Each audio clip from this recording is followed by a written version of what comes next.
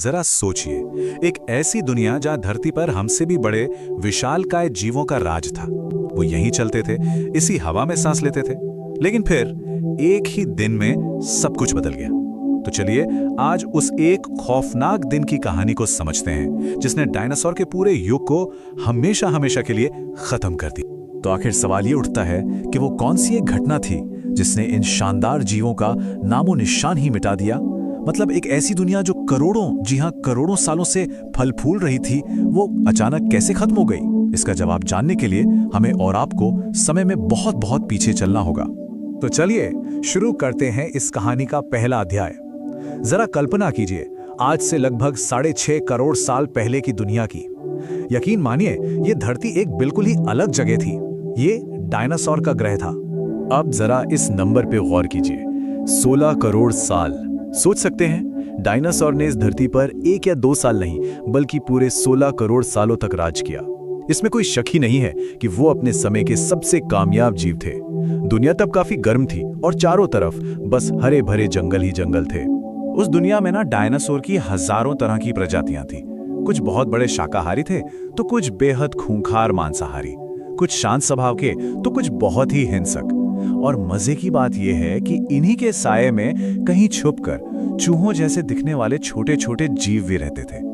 ये वही जीव थे जो आगे चलकर हम जैसे मैमल्स बनने वाले थे।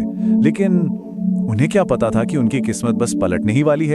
और फिर आता है हमारी कहानी का दूसरा अध्याय, जब अंतरिक्ष के गहरे अंधेरे से एक अनजान खतरा चुपचाप धरती की ओर बढ़ रहा था। आपको जानकर हैरानी होगी कि डायनासोर की किस्मत असल में 10 करोड़ साल पहले ही लिखी जा चुकी थी।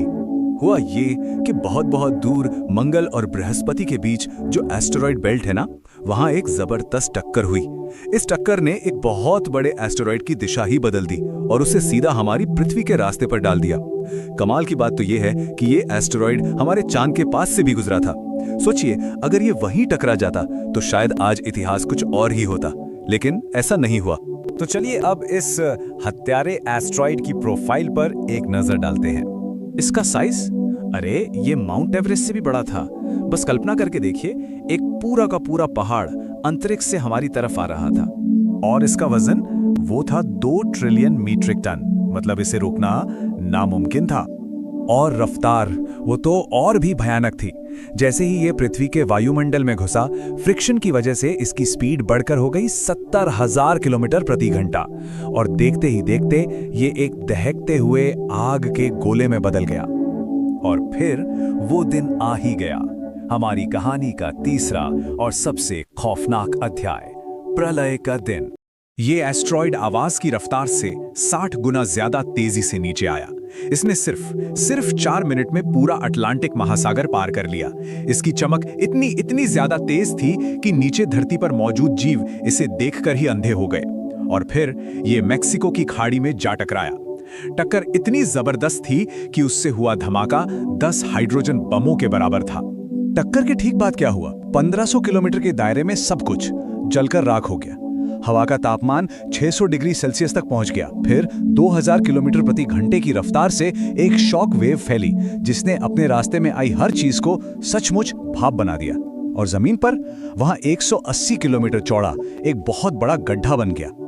लेकिन रुकिए, तबाही यही नहीं रुकी। इस टक्कर से 11.1 की तीव्रता का भूकंप आया। जानते हैं ये कितना होता है? शायद धरती के इतिहास का सबसे शक्तिशाली भूकंप। और इस भूकंप से क्या हुआ? समुद्र में 1 किलोमीटर ऊंची सुनामी की लहरें उठी, जो पूरी दुनिया में फैल गईं। भूकंप की इन तरंगों ने दुनिया भर के सोए हुए ज्वालामुखियों को जगा दिया। वो सब एक साथ फटने लगे। आपको पता है, हमारे भारत में तो ज्वालामुखी का लावा अगले 300 सालों तक बहता रहा, जिसने लगभग आधे भारतीय उपमहाद्वीप को लावा की चादर से ढक दिया। महाविनाश की प्रक्रिया अब बस शुरू हो चुकी थी। अब हम पहुंचते हैं कहानी के चौथे अध्याय पर।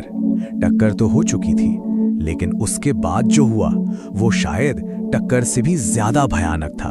पूरी की पूरी पृथ्वी अंधेरे में डूब गई। देखिए हुआ क्या।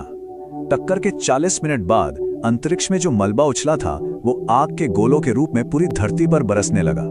दुनिया भर के जंगल धू धू कर जलने लगे। फिर धूल और राख के इतने घने बादल छाए कि उन्होंने सूरज को पूरी तरह से ढक लिया।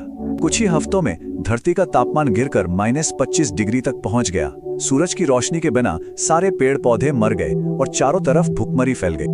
और इस सब का नतीजा वो चौंकाने वाला था। इस महाप्रलय में धरती पर रहने वाली 90% प्रजातियां हमेशा के लिए खत्म हो गई। एक जीती जागती विशाल दुनिया लगभग मौत के मुंह में समा गई। और अब कहानी का आखिरी अध्याय। सवाल यह है कि उस तबाही की राख से एक नई दुनिया का जन्म आखिर हुआ कैसे? तो इस महाप्रलय में बचा कौन? देखिए, बचने का एक बहुत ही सीधा साधा नियम था। सिर्फ वही जीव बच पाए जो साइज में छोटे थे। जितने भी बड़े डायनासोर थे वो सब भुखमरी का शिकार हो गए। लेकिन जो छोटे जीव थे, जो कहीं छिप सकते थे और जिन्हें जिंदा रहने के लिए कम खाने की जरूरत थी, वो बच गए। और ये छोटे जीव कौन थे? ये थे मैमल्स, यानी स्तनधारी, जो अब तक डायनासोर के साए में जी रहे थे। और थे पक्षी, जो असल में खुद डायनासोर के ही वंशज थे। इन दोनों को ही विरासत में एक खाली नई पृथ्वी मिली और यहीं से मैमल्स के युग की शुरुआत हुई। और ये पूरी कहानी हमें एक बहुत बड़े सवाल पर लाकर छोड़ देती है। कभी सोचिएगा कि अगर वो एस्टेरॉयड उस दिन पृथ्वी से न टकराया होता तो आज ये दुनिया कैसी होती? डायनासोर के खात्मे के बिना शायद हम इंसानों को वो बनने का मौका ही कभी नहीं मिलता जो हम आज हैं। ये घटना हमें बस यही याद दिलाती है कि जीवन कितना नाजुक है और कैसे सिर्फ एक ही पल में सब कुछ बदल सकता है।